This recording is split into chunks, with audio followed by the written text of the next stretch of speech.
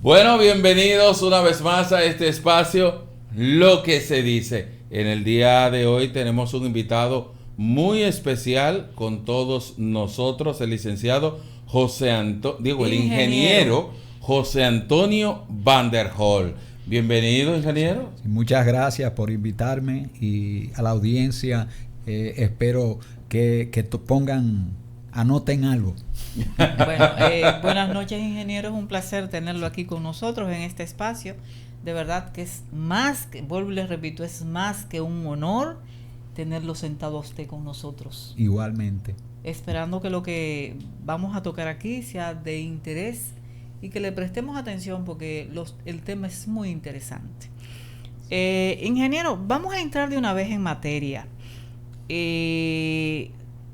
Sabemos que, tengo entendido que se va a llevar a cabo la Cumbre de las Américas a partir del 6 de junio al 11 de junio en Los Ángeles, California.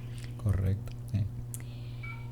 ¿En qué se beneficia el país y los países que participan de esta cumbre? Sí, la Cumbre de las Américas, de la cual yo le di seguimiento desde 1994 cuando empezó, porque yo participé después del 95 al 99 en las ministeriales que se celebraron año tras año y como parte de los procesos de negociación que estaba haciendo la República Dominicana. Yo participaba de parte del sector privado, pero tuve una experiencia muy interesante porque yo también participé en las negociaciones comerciales con el CARICOM y con Centroamérica y Estados Unidos.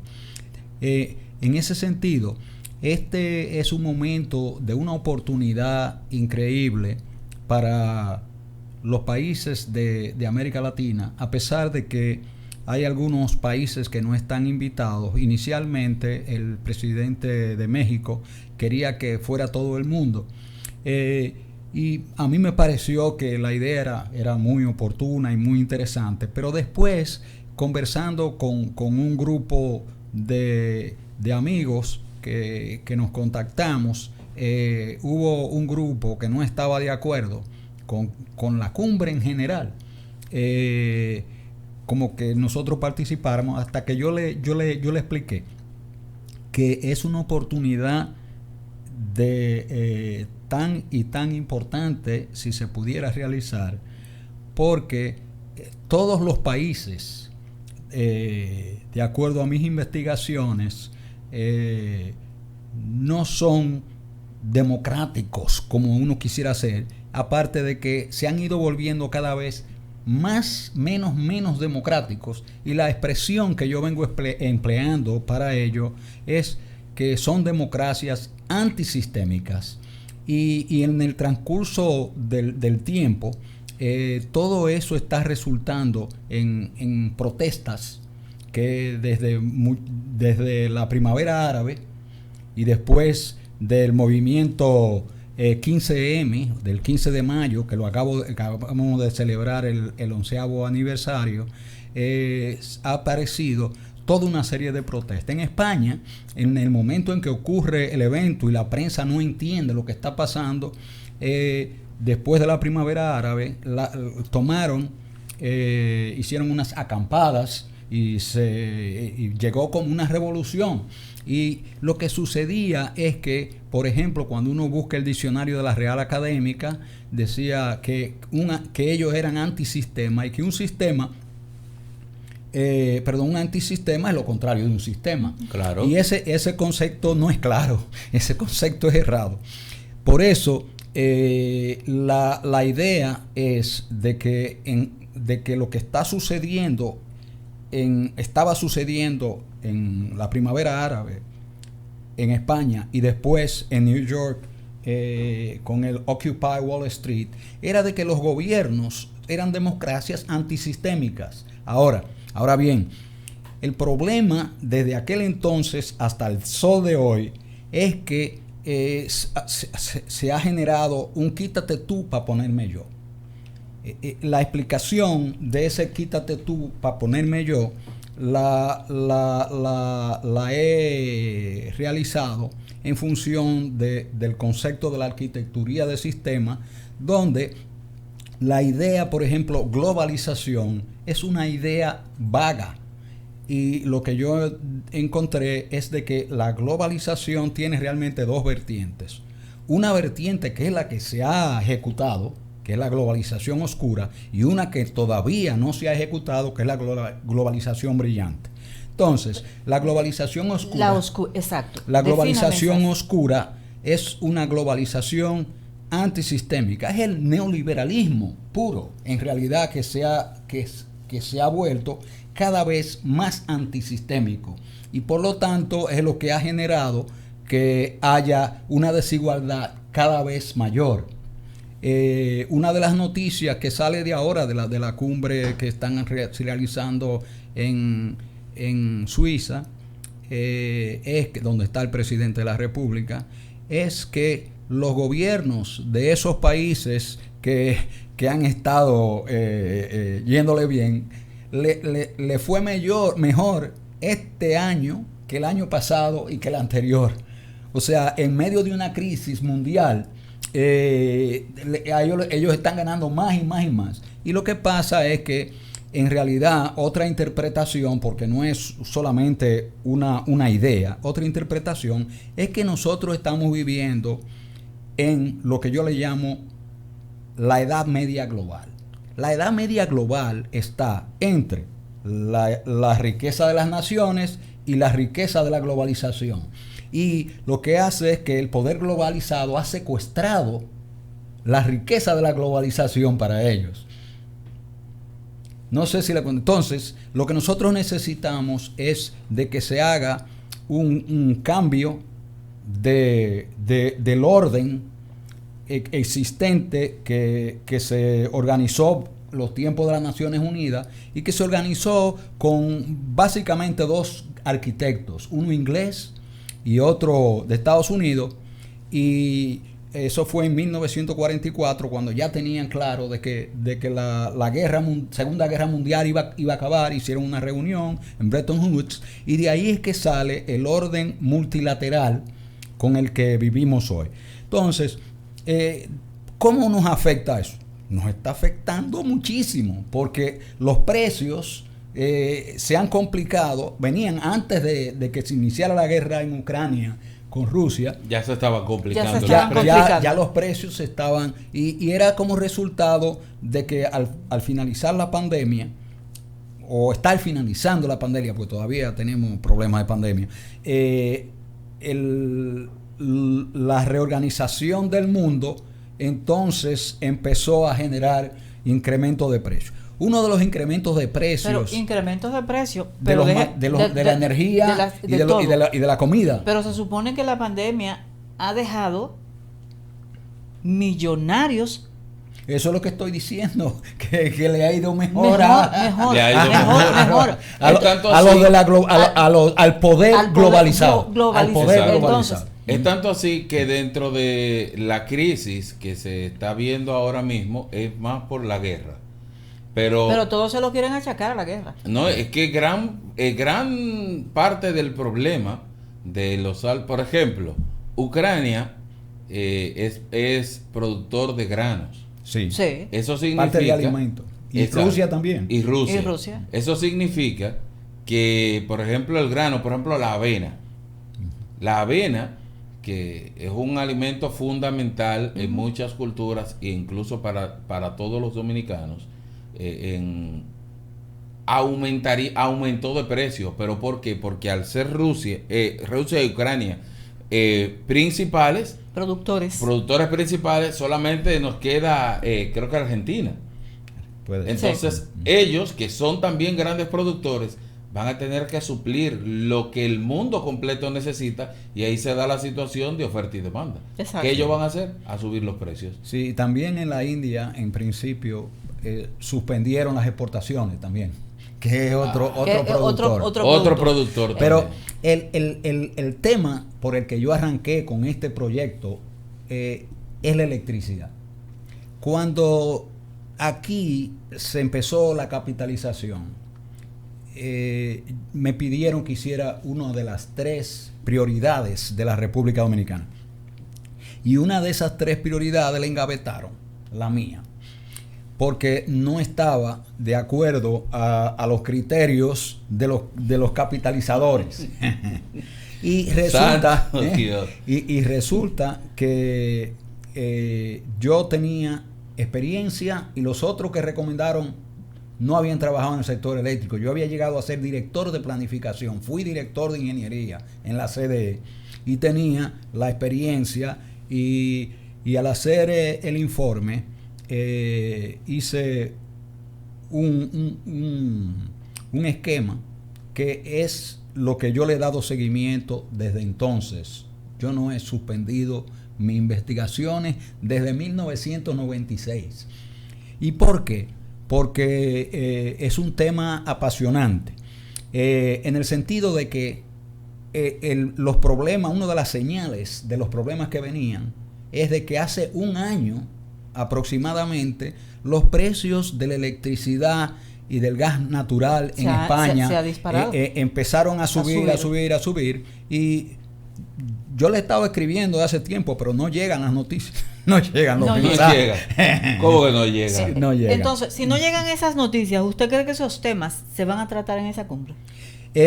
Lo que sucede es lo siguiente, que mi experiencia descrita es que, por ejemplo, en Estados Unidos pasó algo muy interesante cuando en Los Ángeles había un problema de los precios de la electricidad hace como 40 años y había un productor en Suecia que tenía una propuesta de hacer llegar energía desde Seattle, Washington, con unas líneas de transmisión en corriente directa, que no son las normales, las que usamos aquí, en corriente directa, hasta Los Ángeles, para abaratar el precio de la electricidad.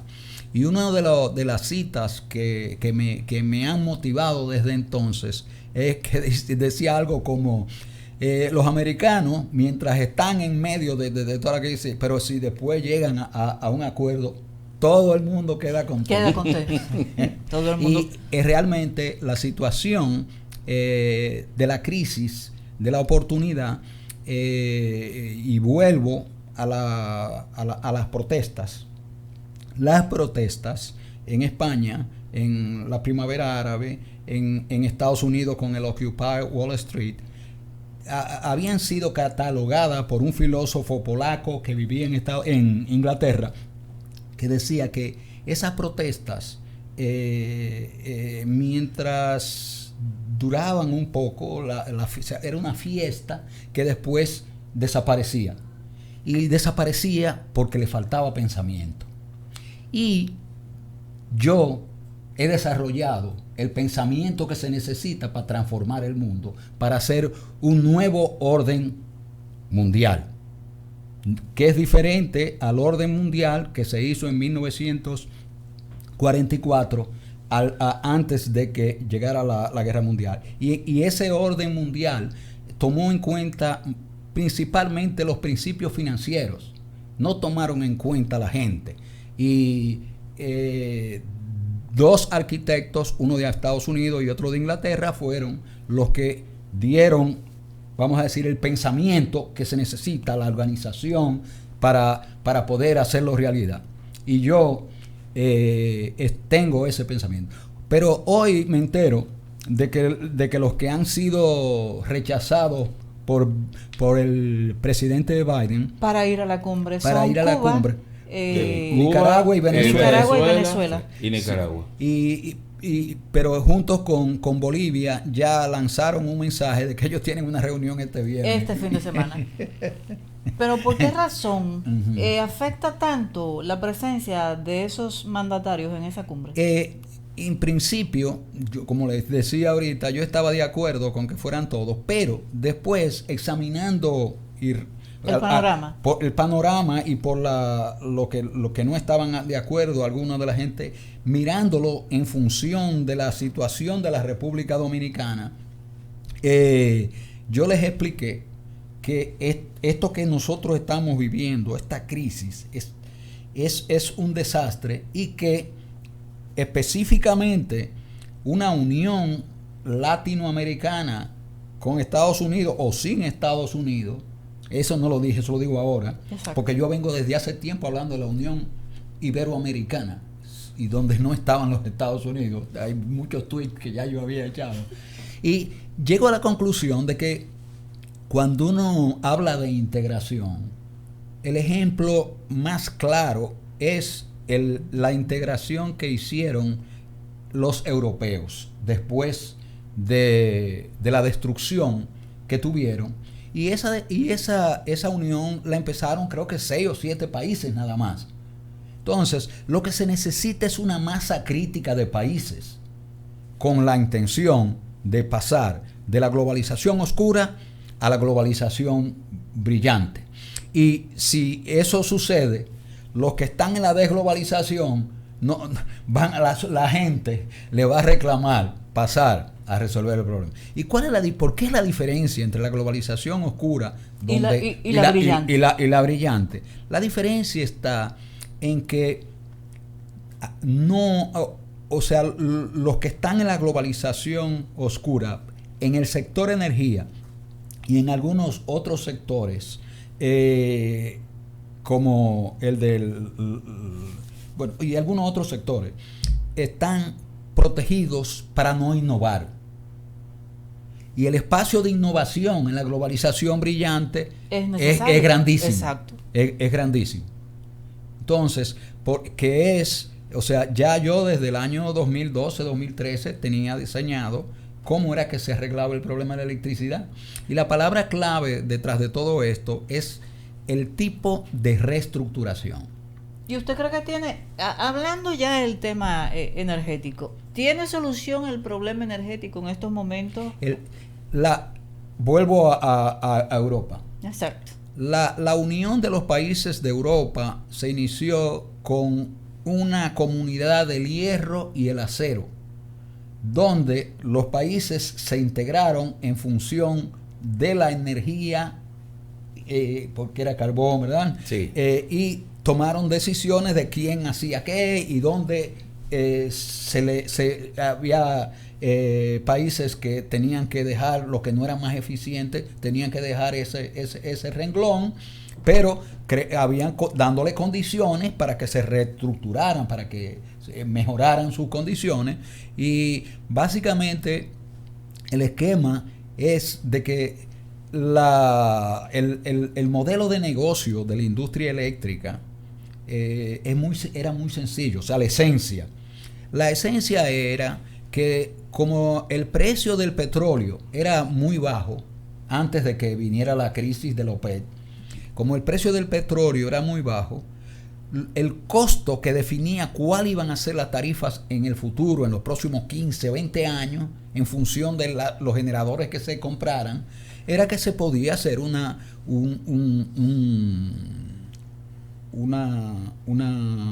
se podrían definir los precios. Hacer como una tabla. Sí, se podrían definir los precios y se iba a poder financiar el proyecto. Esa idea todavía subsiste, mientras que nosotros vivimos en un mundo donde la energía se ha hecho con precios inestables, mientras que la información se ha ido reduciendo cada vez más.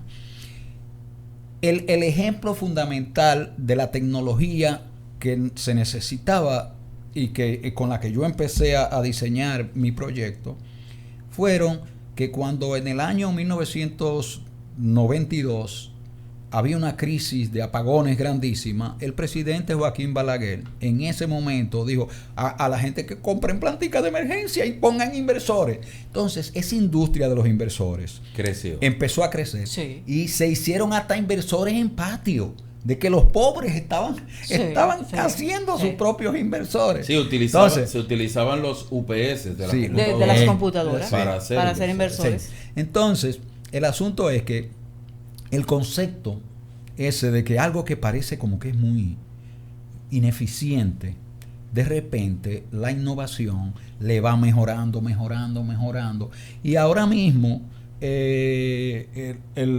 la penetración de eso junto con los paneles solares crea una condición que también ha ido bajando de precio, pero el modelo de negocio sigue siendo para proteger a los generadores. Y no solo eso, sino que aparte de eso, que el chip mental de los molinos de viento y de las plantas solares es de que se hagan unos parques grandísimos. La misma idea de que lo grande es lo eficiente. Lo más eficiente. Y nosotros lo que necesitamos es que sea lo más eficaz. No lo más eficiente. eficiente. En realidad hay un principio de uno de los famosos, Peter Drucker, de los de management, dice: cuando tú aumentas la eficiencia de algo que no se necesita, tú lo que haces es que desperdicia. Pero es verdad, es verdad. Es cierto. Eso es cierto. Ingeniero, Sí. ¿cuál sería para la República Dominicana la mejor opción como generador de energía? O sea, ¿cuál sería? Estás haciendo la pregunta tradicional. No, es que el sistema eléctrico tiene dos elementos fundamentales. ¿Cuáles son? O sea, a nivel de la energía: la generación y el consumo. El autoconsumo es el que nosotros empezamos a explorar cuando Balaguer dio aquel permiso. O sea, el desarrollo de los recursos de la demanda, cuando solamente lo que se está haciendo es el desarrollo de los recursos de la oferta, la generación. Y la demanda no se toma en cuenta. No se toma en cuenta. Y por eso es que se mantienen las tarifas. Y hay algo fundamental detrás de todo eso. Y es que el costo de la electricidad para un cliente tiene dos componentes. Un componente es el costo de abastecimiento, y usted lo pone tanto, pero tiene otro costo cuando le dan apagones, que es el costo de desabastecimiento. Y los inversores entraron a la República Dominicana porque el costo del desabastecimiento era tan elevado que era más fácil que uno gastar 25 mil pesos para comprarse un inversor y 4 baterías y quitarse el problema del apagón.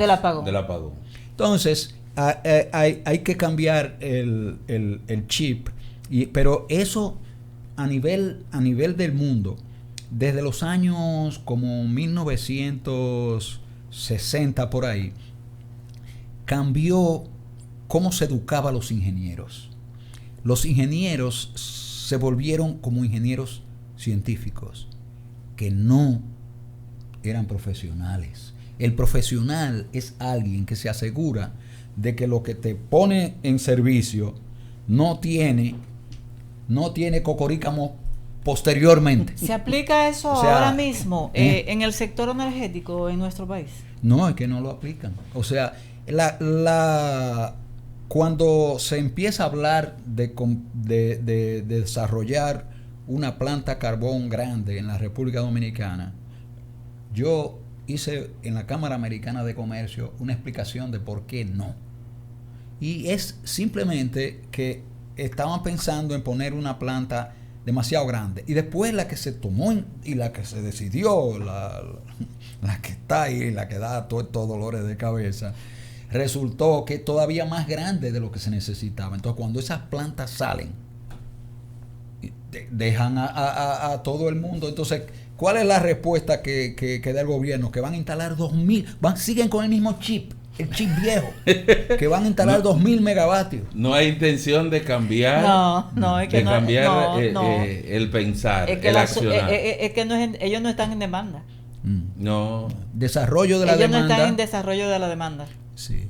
El abastecimiento, un abastecimiento sí. Que no está acorde. Sí. O sea, las personas en un sistema reestructurado de la manera de lo que yo le llamé desde el año 2003 o 2005, cuando abrí mi primer blog, que le puse Grupo Millennium Hispaniola, y era un país sin apagones. Y la idea de un país sin apagones, originalmente lo que subyace no era mío, sino que en 1978 un profesor de la Universidad de Massachusetts explicó en un artículo que había una diferencia entre lo que eran los apagones técnicos y los apagones sociales. Y él vislumbró que con la llegada de plantitas pequeñas y paneles solares, que el mundo se iba a olvidar, exacto, de que no se necesitaba.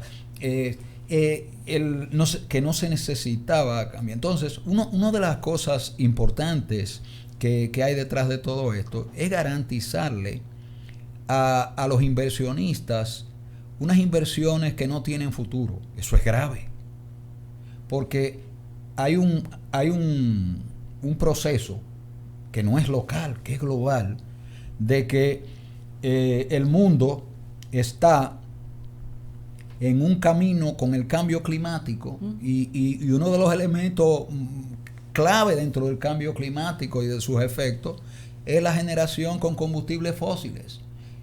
No solo el carbón, no solo el petróleo, sino también el gas natural. Exacto. Entonces se ha estado haciendo inversiones en gas natural porque es menos dañino, pero sigue siendo dañino. Entonces, el asunto está en que todo y esto es una parte, todo esto está en que el problema del cambio climático se debe a que seguimos en la civilización industrial y necesitamos que llegue otra civilización, y es una civilización que yo le puse el nombre de civilización sistémica. Bueno, ingeniero, de verdad, señores, el tema es bastante interesante. Yo creo que vamos a tener que hacer un programa completo de 1 hora con usted para desarrollar estos temas. No sé qué, Félix. No, yo estaría muy de acuerdo. Porque y creo que debería ser un programa con... un especial, incluso donde tengamos, podamos tener varios expertos en el área con los que podamos ir conversando, hacer una especie de debate. Sería bueno. Vamos a ver si programamos programar eso, un debate. Déjeme explicarle algo. Hay, vamos a decir, 4 esquemas de comunicación. El primer esquema es un esquema, vamos a decirle, de la gente de los tiempos de las tribus, donde no había economía, el jefe de la tribu era el mandamás, sí. Y las cosas que comían eran cosas que uno no tenía duda de que era de la tierra o del mar. Entonces viene